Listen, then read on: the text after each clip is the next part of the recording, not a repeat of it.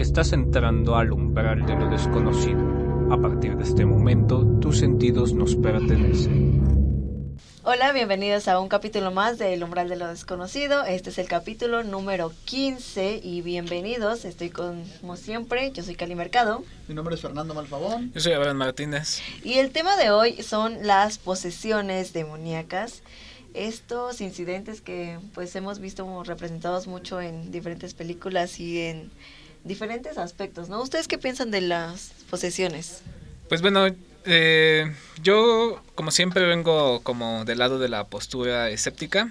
Ya les comentaba en algún momento que hay un libro que se llama Historia de la locura en la época clásica de Michel Foucault, un autor francés, el cual pues plantea que en las sociedades antiguas el loco no era tratado como un sujeto más allá de lo normal o un sujeto encasillado dentro de una enfermedad patológica, ¿no? Justificada a través de una ciencia que es la psicología, sino que precisamente al no tener como conocimientos psicológicos en esos años, se podría decir que el loco estaba dentro de los márgenes de la religión y era considerado como alguien cercano a Dios, por así decirlo, ¿no? Entonces, desde ese lado, pues muchas veces, como les comentaba, ¿no? Si nosotros vemos a un epiléptico, a alguien que sufre, por ejemplo, de esquizofrenia, o alguien que está en una crisis nerviosa, pues tiene como estas conductas de que el cuerpo se contorsiona, quizás, de que quizás la voz cambie de tono, inclusive que llegue a salivar de más o a generar esta especie de espuma, ¿no? Entonces, desde ese lado yo considero que las posesiones demoníacas pues quizás no son como tal o como las imaginamos, ¿no? Inclusive hay otros autores, por ejemplo Goffman, que precisamente hablan que la interacción cara a cara está sustentada por supuestos simbólicos propios del contexto, ¿no? Entonces hay un documental de Vice que habla acerca de los exorcismos en México y se hace un exorcismo frente a la cámara, ¿no? Entonces yo siento que todo ese conjunto de representaciones quizás tienen hasta una funcionalidad de liberar a la persona de cargas emocionales, por ejemplo, ¿no?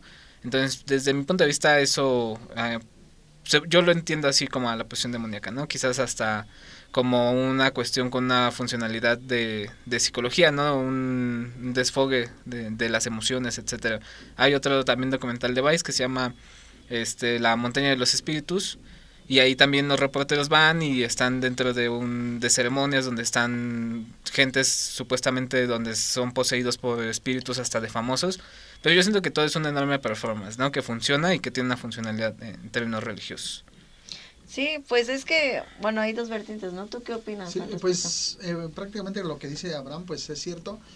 Hay algunas culturas, ya les había antes detrás de cámaras les había mencionado que habían algunas culturas hace más de 6,000 años donde pues ya mencionaban estos demonios, pero eran demonios de la enfermedad. Entonces, pues creo que viene de esta parte médica, porque la parte médica siempre menciona que una posesión puede ser prácticamente como que la combinación entre la esquizofrenia y la epilepsia, porque en la epilepsia pues prácticamente también se contorsionan, vomitan o sacan espuma, y la esquizofrenia pues es el ver visiones, etcétera. Pero también dentro de la esquizofrenia y también leyendo esta parte, pues creo que puede ser parte del cómo se va realizando esta parte de que quizás la persona está viviendo como que en dos realidades alternas. Entonces, pues puede ser, no sé, la verdad, cómo podríamos llamarlo a esto, la parte tanto médica como la parte pues ya de la religión. Sí, pues hay dos diferentes vertientes, como ya lo mencionábamos. ¿Por qué se prendió? Pues dilo, güey, dilo, que hablando de posesiones demoníacas, ahorita el pinche se le activó el flash solo. Está demoniado esa cosa. Uy, este capítulo está maldito. Va. Hay que decirlo al final. 5, 4, 3, 2. Sí, pues hay dos diferentes vertientes en este sentido, ¿no? En tanto a lo médico y lo psicológico y al sentido como más religioso, ¿no? Yo, pues ya saben que también soy como un punto medio neutral en ese sentido y yo concuerdo mucho con ambas versiones. En el sentido como médico, pues hay diferentes tipos de padecimientos en donde, como ya lo mencionabas, las crisis se dan en convulsiones o en parálisis que hacen que el individuo que está enfermo pues se contorsione de tal manera que pues parece una posesión o como lo han representado como las posesiones, pero pues nada más se contraen sus músculos y es una tensión que no pueden soportar y es de dolor, no es por una cuestión que no tenga que ver con algo médico. Incluso pues antes estos padecimientos se agravaban porque habían muchos padecimientos, uno de ellos es el tétanos, que se daba mucho en la Inquisición, en la Edad Media, en donde pues los padecimientos de salud no estaban como tan bien y no habían tantos instrumentos como buenos para hacer operaciones, entonces les daba tétanos y producto de esto les daban este tipo de enfermedades en donde se contraían o hasta se convulsionaban de tal manera que parecían que estaban en una sesión como acá medio satánica, pero pues solo era dolor. Incluso como ya lo mencionaba, la esquizofrenia también pues es uno de estos padecimientos. Pero pues también está esta otra vertiente de lo religioso, ¿no? Que en todas las religiones sí siempre hay como este bien y mal, en donde los demonios, porque es lo que muchas veces se cree que posean a las personas, son demonios, no tanto es el diablo en sí, son demonios que son como precederos de en donde se meten a los cuerpos de las personas. Pero incluso en la religión, ya en el Vaticano hay como específicamente clases para exorcizar, ¿no? Uh-huh. Y muchas veces no es como lo cuentan en las películas. Creo que también ya lo habíamos hablado un poco atrás de cámaras, que obviamente en el cine o en los medios pues más como visuales lo tratan de enaltecer o exaltar este tipo de cuestiones, pero incluso creo que tú mencionabas que sí, padres dicen que no es así como lo ven en una entrevista a un padre, no recuerdo también el nombre, pero él es pues un padre que hace exorcismos, dice, ¿no?, que estas posesiones pues no son como tal, así como las mencionaban en el cine, sino que pues tienen diferentes formas, o sea, porque a lo mejor ni siquiera es que la persona esté convulsionándose o cosas así, sino más bien puede ser como si el diablo estuviera hablándole a la persona y que esta persona esté actuando de manera mala o que así, pero lo que él menciona es que sí ha llegado a ver, por ejemplo, que una fuerza que la persona misma no puede tener. Entonces dice que ahí es donde él pues converge en esta parte y que la realidad del cine pues es que, como tú dices, enaltece esta parte o la exagera. Sí, exacto. Y es que ya habíamos hablado también en el capítulo de entidades negativas del diablo, los invitamos a que lo vean, sobre hablando de posesiones demoníacas. Hablando de posesiones demoníacas. El cel nos está activando el flash. Ustedes no van a ver esto, ¿no? Porque va a estar editado. Pero nos está jugando malas pasadas. Sí, este capítulo ha tenido un poco de... Con el celular que estamos grabando. Contradicciones en lo tecnológico. Entonces regresamos ahorita. Bueno, ya regresamos de esto que les contamos, que nos está pasando malas jugadas. La tecnología hoy, ya esto debería de estar grabado y también un audio se perdió en esta sesión. Entonces... Este capítulo está muy extraño, pero vamos a continuar por ustedes. Sí, y bueno, nos decías, Abraham. Como les comentábamos en el capítulo de entidades negativas, pues precisamente esta idea del diablo que posee, que se mete dentro de los cuerpos, no es algo que esté dentro de la Biblia, ¿no? Inclusive en el Viejo y en el Nuevo Testamento, pues la figura del diablo es más como esa contraparte ética, moral, de lo que se debe y lo que no se debe de hacer, ¿no? En los parajes, por ejemplo, más famosos con Jesús, cuando se va al desierto y está tentado por el diablo, no es que se le aparezca y lo intente poseer, ¿no? Sino que constantemente lo está tentando, ¿no?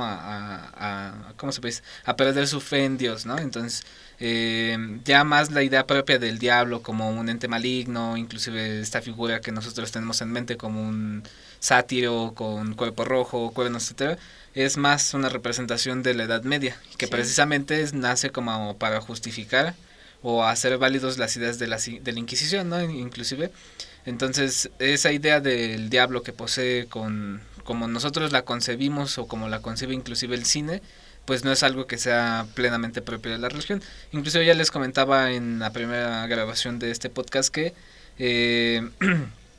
cuando nosotros también pensamos, por ejemplo, en la posesión demoníaca, pues vienen inmediatamente a nuestra mente representaciones que son más del cine, ¿no? Como esta cuestión de que se necesita agua bendita y se necesita un padre precisamente que que tenga vinculación con la religión católica, la cuestión de los crucifijos, o sea, todas esas cuestiones.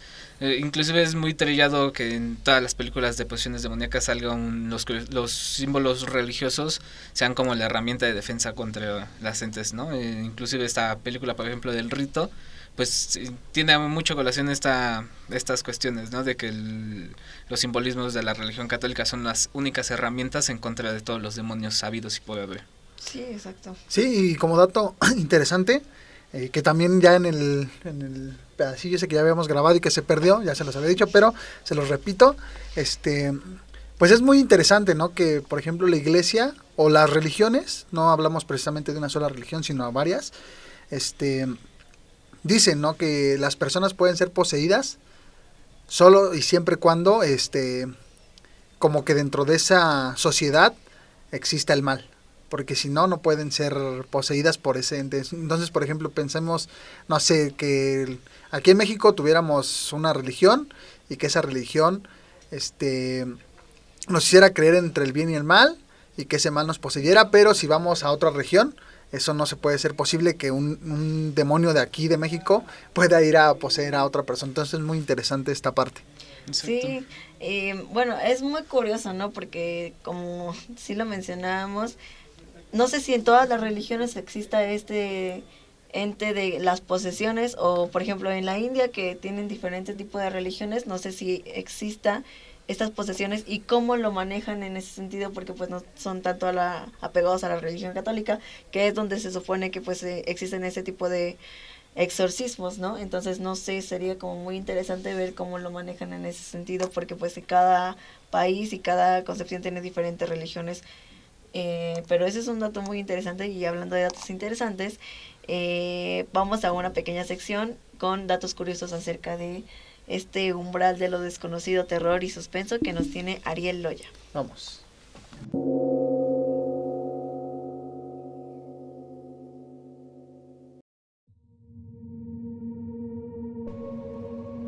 Datos perturbadores.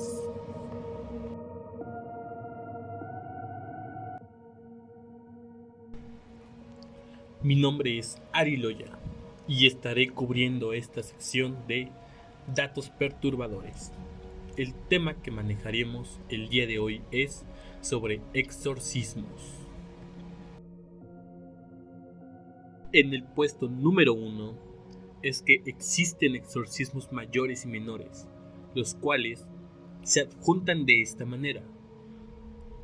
En el inciso A tenemos los exorcismos mayores, que es cuando existe un genuino caso de posesión demoníaca y que el demonio es capaz de ejercer dominio sobre el cuerpo. En el inciso B, cuando es menor, solo se utilizan pequeñas oraciones como para un bautismo o primeras comuniones.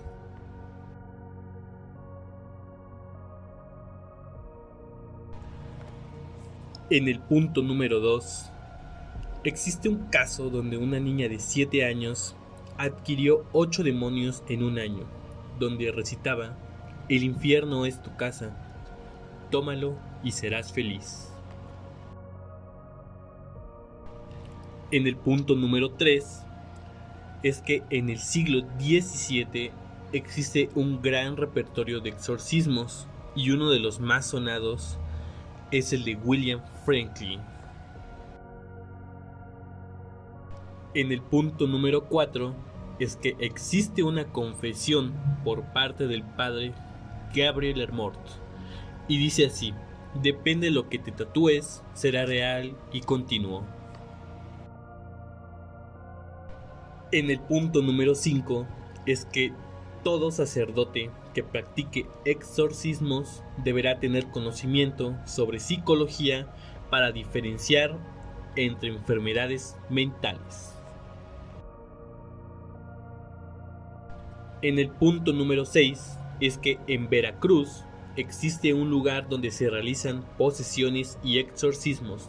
Este lugar está ubicado en la avenida Puente Jula. Eso es todo por mi participación. Nos vemos en la siguiente sección en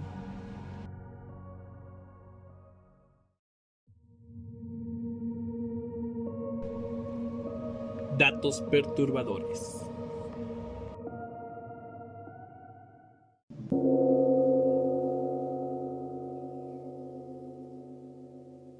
Y después de regresar con estos datos interesantes, muchas gracias a Ariel Loya, que como siempre es ya un colaborador más y muy interesante. Muchas gracias, Ari, por estar tan presente en este podcast, y también a toda tu familia, porque pues ya nos han contado historias muy interesantes que les han ocurrido en su domicilio. Entonces, pues muchas gracias, y les recordamos que también hago este pequeño paréntesis para decirles que si tienen alguna historia que contarnos, pues recuerden que este espacio también es para ustedes. Pueden escribirnos a través de nuestras redes sociales como @podcast, el umbral de lo desconocido, para pues escribirnos comentarios, sugerencias, quejas, todo lo que ustedes gusten. Sí, ya también recordarles ahí ya en el pequeño comercial que hicimos, pues que ya tenemos algunas próximas colaboraciones interesantes, entonces pues que las esperen. Sí, y también recuerden que pues hacemos en vivos en nuestra página de Facebook, así que no se lo pierdan. Y retomando este tema tan curioso, ¿tienen algún lugar en donde ustedes escucharan que se practican este tipo de exorcismos? Pues creo que más bien no son lugares, sino se menciona que mucho tiene que ver en estas posiciones. Por ejemplo, estaba leyendo que en México, y hay notas periodísticas como tal, de algunos periódicos importantes de aquí de México, que mencionan toda esta parte que por ahí del 2006, 2007 se empezó a practicar mucho el satanismo, también esto de los curanderos, de la brujería, todo esto. Entonces se menciona que y es que cada año, anualmente aquí en México, hay una como congregación de personas que se dedican a eso de los exorcismos, pero sobre todo, pues es muy interesante que ya muchos periódicos están viendo esta parte, y sobre todo que se menciona que a través de esta llamada guerra contra el narco, por ahí del 2006 más o menos, en la época de Felipe Calderón. Pues sí, mucho se desató esta parte, y dicen que precisamente hubo muchos casos sobre personas poseídas. Se narra una historia de un padre que tuvo que ir a curar a una persona que estaba en prisión, y que mencionaba que cuando llegó el padre pues escupía blasfemias y todas esas cosas. Entonces, muy interesante, y sobre todo que este padre también menciona que el ejército mexicano pues se les acercó porque veían que todos estos pues estas personas que se dedican a estas cosas pues estaban muy, como que eran muy creyentes, ya sea a la Santa Muerte, el satanismo, entre otras muchas cosas. Entonces, pues es muy interesante que las personas se hayan acercado a este tipo de entes, ¿no? Para realizar sus labores que ellos realizan. Pues es que creo que esto no es reciente, ¿no? Creo que desde una historia mucho más antigua, México siempre ha sido como un lugar como muy místico en ese tipo de cuestiones. Ya lo habíamos hablado como en la cuestión de las brujas o del diablo, y siempre pues van a pedir como este tipo de favores, ¿no? Pues incluso ya hablando como del narcotráfico, ya hasta tienen un santo, ¿no? El Malverde, que es pues el santo al que le piden, pero la Santa Muerte siempre ha estado ahí presente en todos los acontecimientos que le piden, ¿no?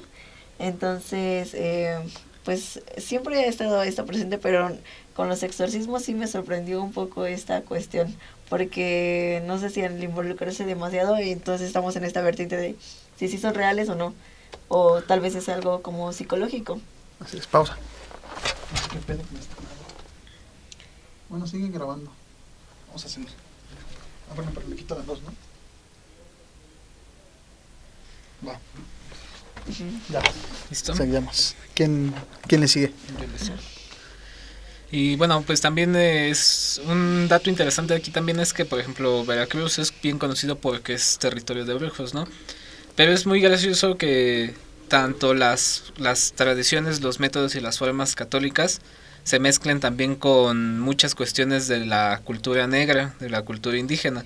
Recordar que Tabasco, Veracruz son puertos de ingreso para esclavos negros, y mucha de su religión, muchas de las cuestiones de santería inclusive, se fusionan con la cuestión católica. Entonces, pues también los rituales de exorcismo están dotados también de cosas que no solamente son como la clásica agua bendita, ¿no? Sino que también involucran un montón de rituales más que involucran precisamente cuestiones de la santería, ¿no? Que si uno ya lo comentaba en algún momento con Josué, que nos acompañó en Ligarte Radio hace unas cuantas semanas, que es hasta irónico que esas formas religiosas coexistan cuando la misma Biblia o la misma religión católica las desecha en su totalidad, las niega sobre todo y las ve como algo que no deberían de ser, ¿no? Entonces, en el caso de los exorcismos a la mexicana, pues sí existen, ¿no? Y si lo vemos detenidamente así, veremos que se funden un montón de cosas de la santería en la religión católica.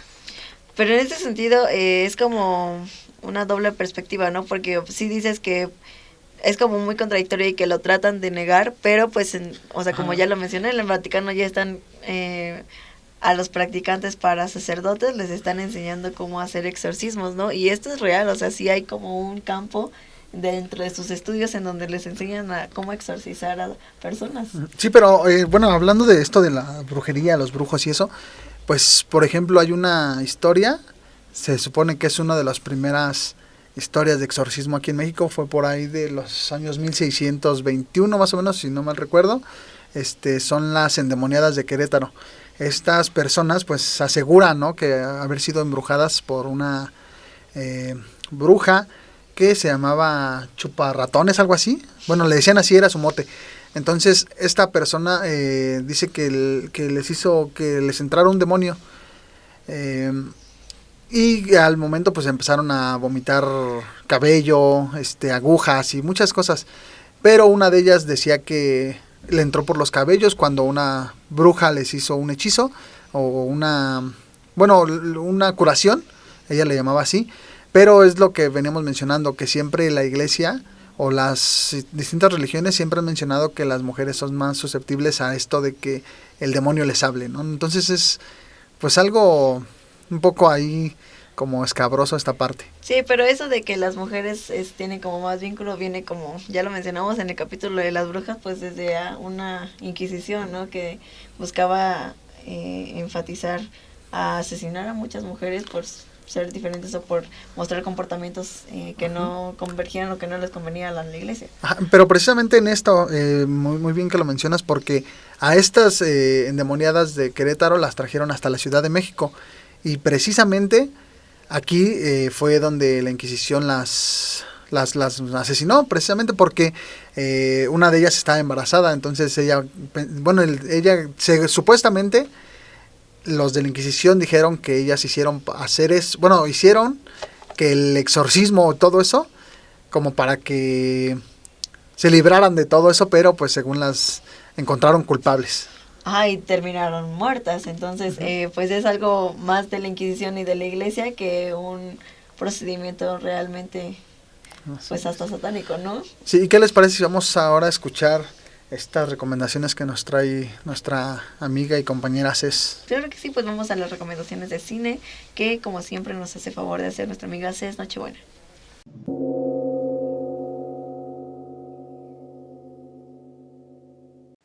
Hola amigas y amigos del Umbral de lo Desconocido, yo soy Cés y en esta edición tenemos para ustedes nuestro top 5 de películas sobre exorcismo. En el número 5 tenemos a Annelies The Exorcist Tapes.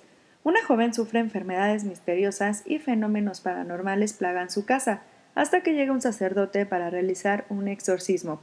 Esta película está basada en un caso real, que es el caso de la alemana Annelies Michel.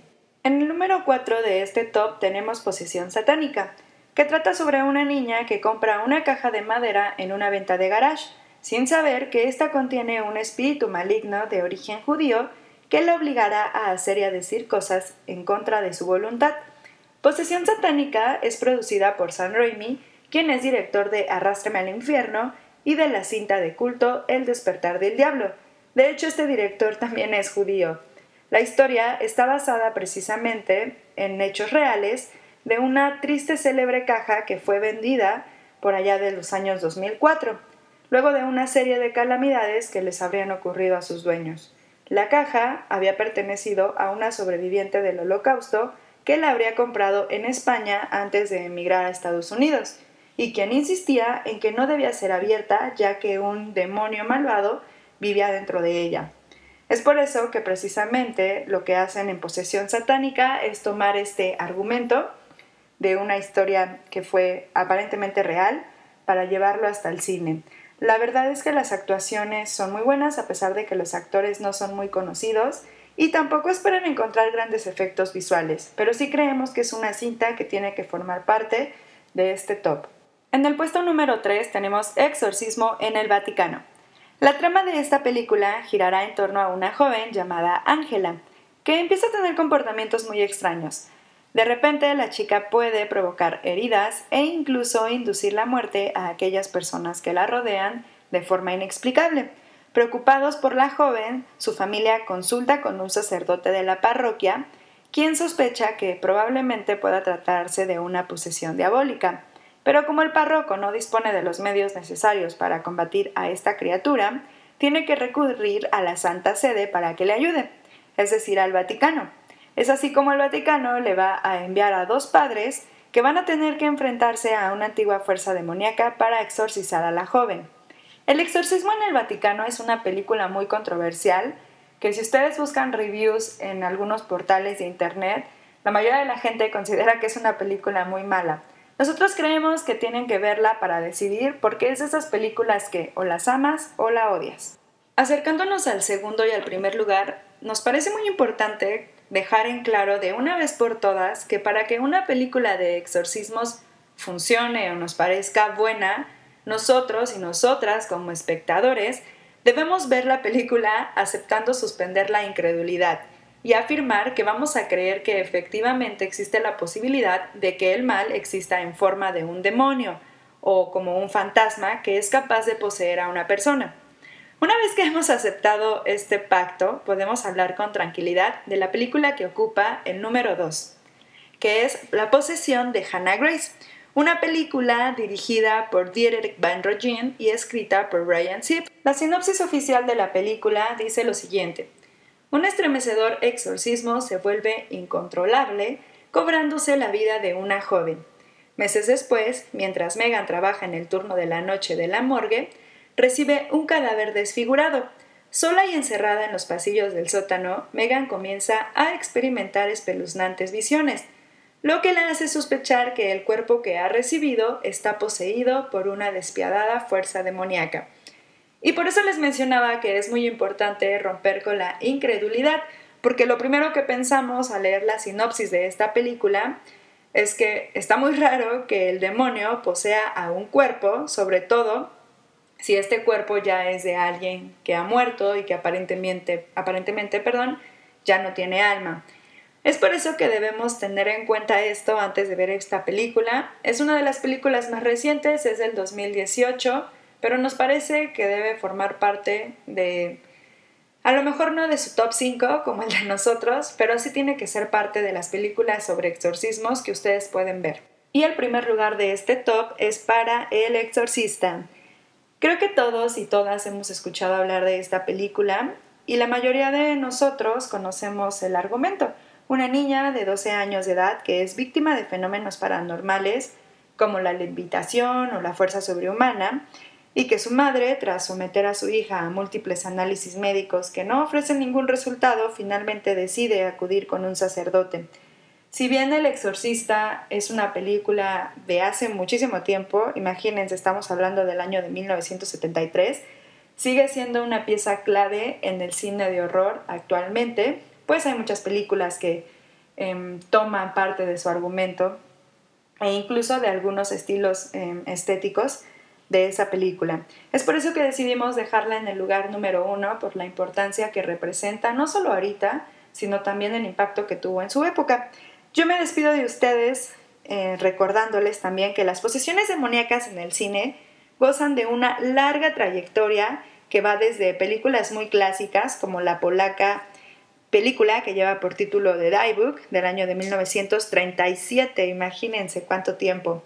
Y podemos pasar desde ese clásico polaco hasta grandes filmes de este subgénero de horror como otra película que también me gusta mucho, que se llama Matka Johanna, de 1961, obviamente El Exorcista, de 1973, e incluso mencionar películas como El Anticristo, de 1974, otra que también es muy buena y se las recomiendo, se llama It's Alive, del año de 1974 también, y obviamente no podemos dejar de mencionar a películas mexicanas, como Satánico Pandemonium, de 1975, de verdad, el cine mexicano de horror, o sea, hemos hablado muchas veces sobre el impacto y la importancia que tiene el cine de horror en México.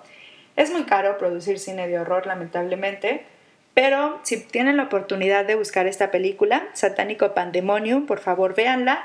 Y también mencionar, o sea, una película que a mí me parece de lo mejor que se ha hecho, que es Alucarda, que también es una película mexicana de 1977. Probablemente es mi película de horror favorita y ya no la mentí en este top porque ya hemos hablado anteriormente de esa película. Pueden ver Alucarda, está en Movie, es la única plataforma donde yo la he visto, pero bueno, siempre se pueden ver en otros lugares. Y bueno, podemos pasar por ejemplo a otras películas que tienen algunas renovaciones más particulares, como el exorcismo de Emily Rose, que es del año 2005, donde más allá de la perpetua lucha entre el bien y el mal, se presenta el caso de una posesión frente a la ley. En fin, la lista de películas de exorcismos es larga y generalmente estas películas son más malas que buenas. Por eso siempre tienen que hacerse la idea, antes de ver una película sobre exorcismos, de que probablemente lo que vayan a ver en pantalla es totalmente inverosímil, pero es la única forma de que logren disfrutarlas más. Y desafortunadamente, algunas de las películas que yo decidí platicarles en este top pueden llegar a ser justamente como muy fantasiosas, pero igual nos parece que cumplen su función, que es entretener y acercarnos un poquito más al exorcismo dentro del cine en general. Les mando un fuerte saludo a todos y se quedan con Fer, Cali y Abraham.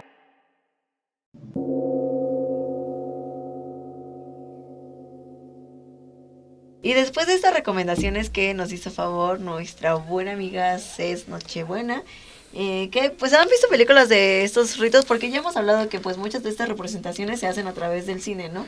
Entonces pues la más común, que es El Exorcismo. Entonces, pues esa película súper clásica. El Exorcista, ajá. El Exorcista, que es un clásico. Pues creo que de las que a mí más me gusta es la de El Exorcismo de Emily Rose. Esa es mi favorita para mí. Sí. Pero, por ejemplo, también salió El Exorcismo de Dios, que precisamente estaban en un convento, entonces también es interesante que pues ya hasta las figuras que estaban ahí en el convento se empezaban a mover solas y todo. Y bueno, nos comentó una vez Eric el Búho, ¿no? Que un indigente en un lugar estaba acostado, creo que en un panteón, no recuerdo bien cómo estaba esa onda, pero dice que le decía, ¿por qué no se va a la iglesia a dormir? Y dice, no, ahí no, prefiero la calle porque ahí se mueven las cosas. Ah, sí, es verdad, sí. Claro. Pues es que las iglesias también esconden muchas cosas ahí medio turbias, porque, bueno, incluso se cree que en iglesias hasta escondían armas, ¿no? O hay túneles que conectan muchas partes, por ejemplo, en la iglesia de Guanajuato, de la ciudad, o sea, no hay que irnos tan lejos, en la catedral de aquí del Zócalo, pues tiene túneles, eso sí es perfectamente confirmado, que tiene túneles que conectan a Donceles y a diferentes lugares de por ahí para escapar también. ¿Qué otra película tú has visto? Yo creo que la última que medio me gustó fue la del rito con Hawkins. El final que hace aquí como que no me convenció del todo, pero toda la trama está buena.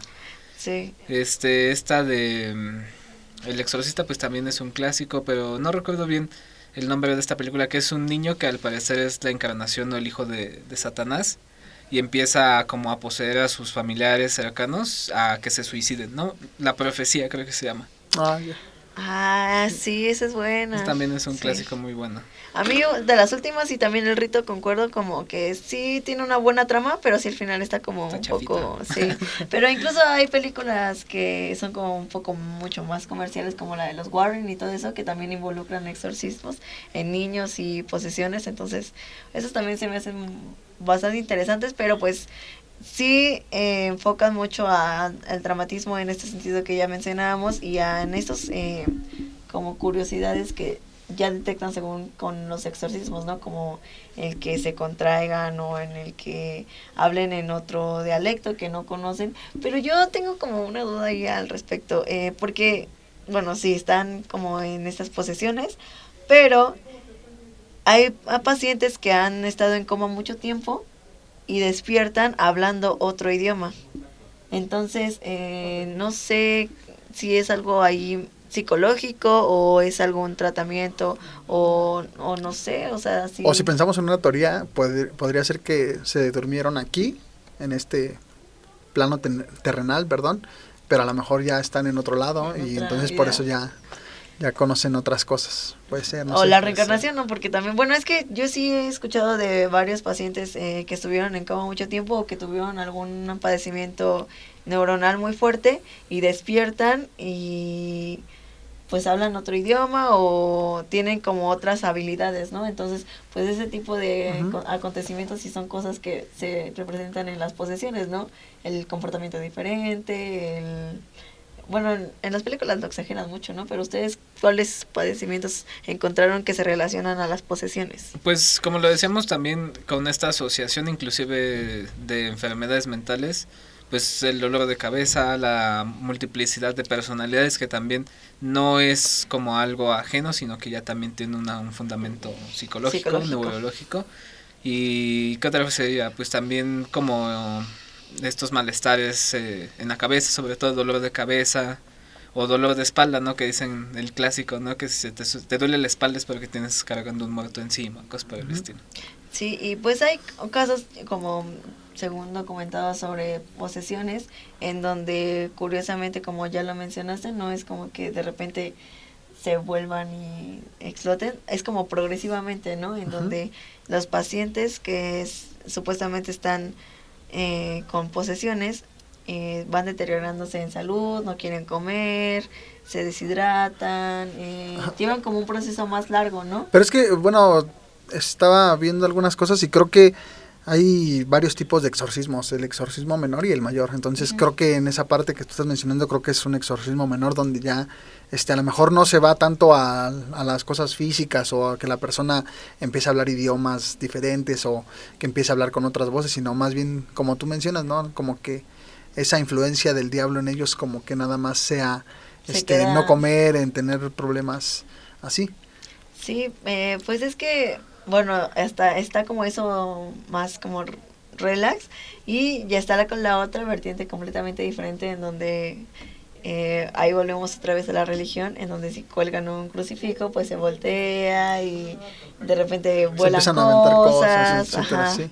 Y hablan como diferente. Sí, pues un video donde pueden ver ahí parte de exorcismos que son supuestamente reales. Es bueno, lo buscan ahí en YouTube como tal, Punta Jula. Ahí aparece un video de y precisamente las personas no están así como cambiando de voz y eso, nomás escuchan como gritos y eso, pero las personas hasta en eso como que son como exorcismos menores, se podría decir, pero sí hay personas que gritan y eso. Y precisamente yo estaba leyendo un artículo de este lugar en el cual pues todos los viernes hay una misa de sanación, se les llama así. Estas son alrededor de las 3 de la tarde, pero dicen que llegan las personas desde las 10 de la mañana, 9 de la mañana y que llegan en cantidades así 300, 400, hay incluso semanas donde llegan miles de personas a ese lugar. Wow. Y donde dicen que va pasando el padre y estas personas que son posesos pues están esperándolo y lo insultan, le empiezan a decir de cosas, incluso dicen que hay personas que sí llegan a empezar a hablar otros idiomas o así. Entonces es muy interesante este lugar está en Veracruz, en la iglesia de San Miguel Arcángel. Entonces, pues sí es muy, muy interesante. Sí, Punta Jula sí es uno de los lugares como emblemáticos de aquí, de pues México, pero no sé, a mí se me hace muy sorprendente eso, ¿no? Porque, pues, vaya, si llevas a alguien que está poseído y nada más está esperando como ¿cuánto tiempo, no? Porque sí es muy extraño y que solo pase el padre y ya. Sí, bueno, no, o sea, ese es un proceso largo. Dicen que empieza a las 3 y termina casi hasta medianoche. Pero entonces, Sí. por ejemplo, dicen que las personas no se curan ya en ese momento y ya se acabó eso. No, dicen que llevan mucho proceso. Dicen que hay personas que con 3, 4, 5 visitas ya terminan con ese proceso de sanación.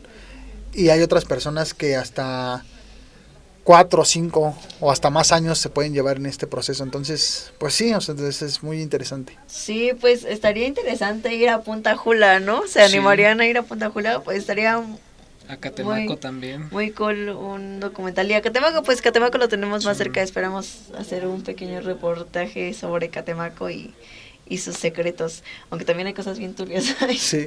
Entonces, pues sí, hay que andarse con cuidado. Creo que para este capítulo yo creo que también vamos a darle una segunda vuelta con más casos y más específicos sobre Exacto. exorcismos que se hayan suscitado pues más fuertes o que ustedes nos recomienden también. Escríbanos ahí si conocen algún caso de exorcismo que no toquemos en este episodio, pero pues vamos a darles una segunda vuelta para que nos expandamos un poco más. Creo que fue todo por el capítulo de hoy. Así es. Agradecemos su atención a todos y les recordamos que estamos en distintas plataformas, en Spotify, en YouTube, en Facebook, nos pueden seguir. Les pedimos que vayan el día de ayer tuvimos un en vivo de reaccionando a comerciales perturbadores para que también le den una checada. Y Sí, Sí, y está muy bueno y lo compartan. Acuérdense activar la campanita, darle like a este video y a los videos anteriores que pues también están muy interesantes y si no han visto alguno pues los recomendamos.